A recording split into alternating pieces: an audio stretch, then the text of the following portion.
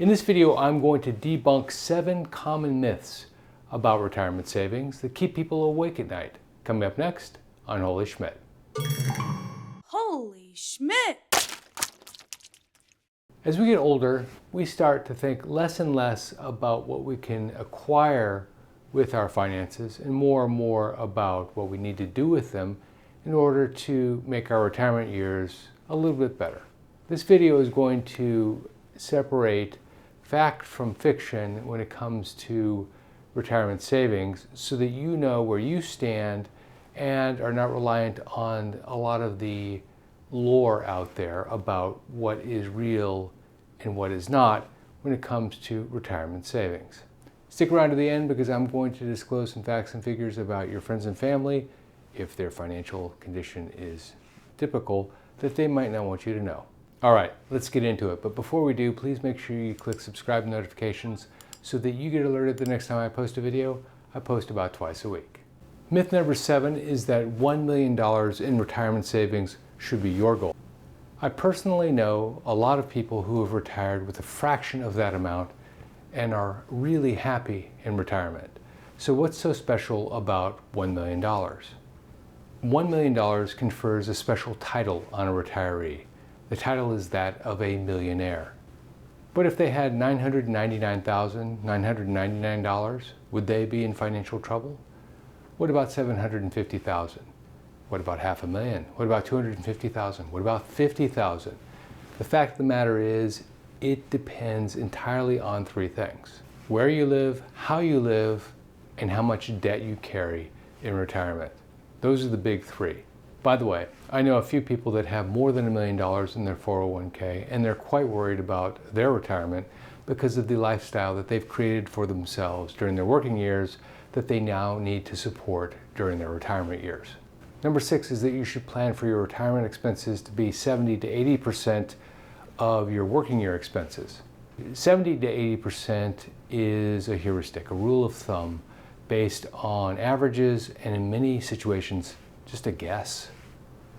If you watch my video, 7 expenses that go down in retirement, you can get a pretty good idea of what expenses will go down for you once you retire.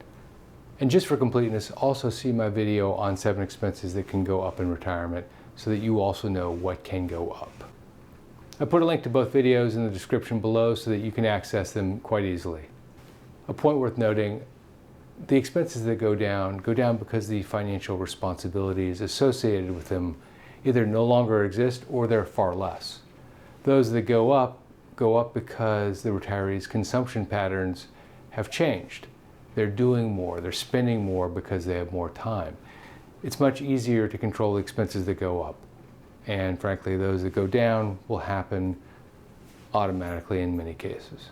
Point number 5 is that maxing out your 401k is all that you need to do to be successful in retirement. There are several rules of thumb that you hear about when it comes to 401ks. The first is that you should always contribute enough to max out your employer's match. This is good advice because the employer match is essentially free money, and by not contributing at least the amount you need to contribute to gain 100% of that, you're leaving money on the table. So this is generally good advice for those that have the financial wherewithal to put that much into their 401k, noting that a lot of people don't have the capacity to contribute enough to take advantage of 100% of the employer match. The second point is, once you've done that, the next step is to maximize your total contribution to your 401k. To be frank, for an ultra-high earner like a doctor or a lawyer, they will often hit their 401k maximums at some point mid-year, and they stop contributing to their 401k because they have reached the cap for the year. They move blissfully towards retirement, and at some point they have an oh no moment, realizing that their lifestyle and what's in their 401k don't align. Add to that portfolio performance, equities, mutual funds, money market investments. The more you move towards money market investments, the less the return is going to be, but the less the risk is going to be as well. And someone who has maxed out their 401k but took ultra conservative investment choices is going to find that the growth just isn't there. The portfolio performance is a big factor in answering the question, is maxing out my 401k enough for me to sustain myself in retirement? Myth number 4 is that the vast majority of people enter retirement debt-free.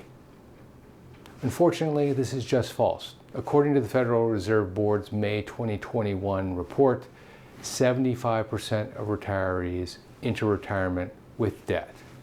Of that group, the average debt service payment is 40% of their retirement income. Number 3 is that you should enter retirement with your mortgage paid off. First, in retirement, less debt is better than more debt under most circumstances. And consumer debt, like credit card debt, can decimate your retirement cash flow. Some retirees will sell their homes to make sure that they don't have debt in retirement, but then turn around and they will go and rent an apartment somewhere. In many cases, this is like robbing Peter to pay Paul. In many cases, it's worse than that because your mortgage payment generally doesn't go up, but rent can go up every year. And if you're paying rent, generally you're paying off somebody else's mortgage. Also, people generally upgrade their homes as they progress in life, and someone who takes out a 30-year mortgage in their 40s probably shouldn't wait until they're in their 70s to retire. Everything else being equal. Myth number 2 is that at retirement, 100% of your retirement portfolio should be in conservative investments. When people enter retirement, they're walking away from work, income, and contributions to their retirement savings. But they're also at a more vulnerable stage in their lives because they can't weather the ups and downs of the markets in many cases. So they manage to a 4 or 5% return, and for a lot of people, that is the right strategy. But for many, they have a longer time horizon and a higher tolerance for risk. So a conservative portfolio might not be the best choice for them.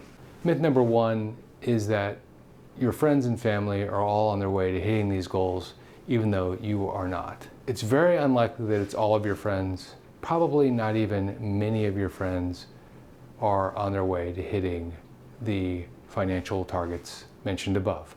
The reason that many pre-retirees or retirees think that they are the odd person out when it comes to retirement savings, retirement assets, is because of something called the Bader-Meinhof phenomenon. Let me explain. Bader-Meinhof works like this. Think about the last time you purchased a car. In the days or weeks leading up to the purchase of that car, you seem to see it everywhere. As a high schooler, if you saw the cool kid wearing $100 sneakers, you suddenly saw other people wearing them as well. Even though it may have only been a few, because of Bader-Meinhof, it seemed like everybody or almost everybody had those sneakers but you. So you went home, you talked to your parents, and you told them, everybody has these sneakers but me, and I'm going to be left behind. I won't be in the cool crowd. I need the sneakers. So you ended up getting them, and mom or dad worked an extra shift to pay for them. Right now, you are watching a video on retirement savings. My guess is this isn't the first time you've thought about your retirement savings. You might have had conversations with some of your friends. A few might have even told you that they're big savers and even dropped the number of the value of their 401k into the conversation. Bader-Meinhof kicked in, and you suddenly realized that all of your friends were 401k millionaires except for you. By the way, see my video on this. I'll put a link in the description. 1.6% of 401ks have a balance of $1 million or more. That means that 98.4% of 401ks don't have $1 million or more. But just for completeness, let me point out a few other fallacies that go along with this. You'll have a conversation with a friend who bought Apple stock at $10 a share. They forgot to tell you that they sold it for $12 a share and recognized a 20% gain, but $10 a share is a very low number compared to the value of Apple stock today. Why do they do this? Oftentimes they're insecure about their own financial position and they want to project an air of confidence because they're afraid that they're going to be judged about their financial position. By the way, no one should ever be embarrassed about their financial situation. They should work to improve it, of course, do everything that they can to make it better. But being embarrassed won't do any good in the short run or the long run. In fact, in the long run, it might actually hurt you because you're unable to have a discussion about it. Here are the facts around this point. Less than 50% of people who are at retirement age have more than $5,000 in retirement savings.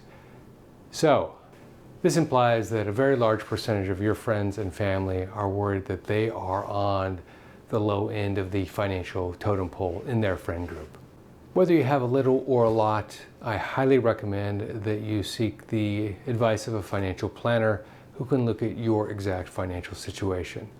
Many are relatively inexpensive, and they can lay a path forward out for you and also take a lot of the stress out of what's probably going through your head right now. If you like this video, please make sure you click subscribe and notifications so that you get alerted the next time I post a video.